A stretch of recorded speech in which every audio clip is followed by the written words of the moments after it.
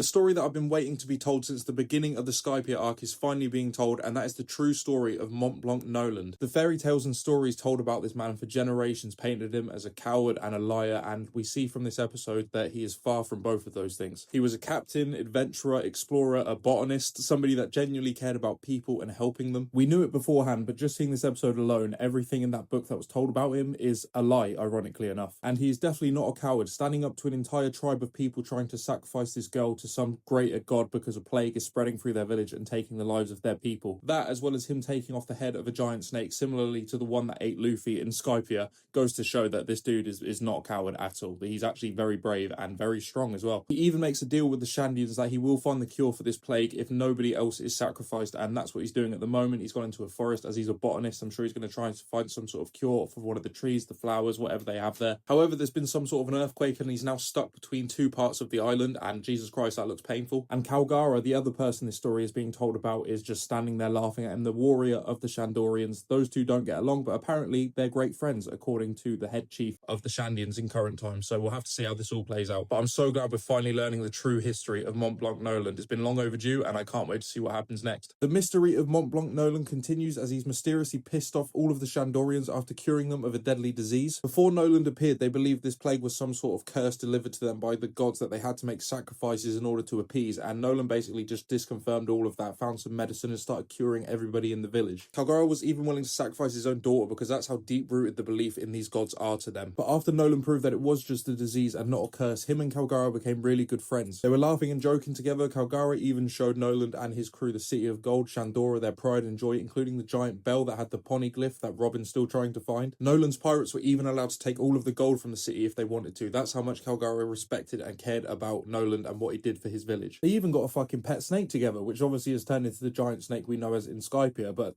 bro, they were homies. They were really good friends. And now for some reason, somehow everything's gone to pot. Kalgara at the end of the episode threatened Noland to not show his face again, or he'll threaten to make his wife a widow, which is one of the scariest things you can say to someone, I think. And there's currently been no explanation given. The entire village wants Noland to leave, and we don't really know why. What the hell has he actually done? But given the fact that this is One Piece, I have a feeling this is going to end in absolute heartbreak, and me in tears probably. God, this story was absolutely devastating. I'm watching through every episode of One Piece, so follow if you're interested. This was the conclusion to the story between Noland and Kalgara, and it was even more tragic than I anticipated, even though I essentially knew how it was going to end from the beginning. Seeing it play out the way it did was really heartbreaking. Noland might be one of the most tragic and misunderstood characters in general in the world of One Piece. The fact that he refused to deny the existence of Shandora, even though it cost him his life because he cared so much about its people and his experiences there and the land, I thought says so much about him as a person, and again, it makes his death even more tragic. Noland is a really great person, and he genuinely cares about other people, so the fact that he was executed publicly and deemed as a liar and a terrible person, essentially, in the eyes of the public is really heartbreaking. And Kalgara never getting the chance to meet Noland again after waiting for him for so long, after ringing that bell every day since he departed, and never getting the chance, having to die on the battlefield without ever seeing him again,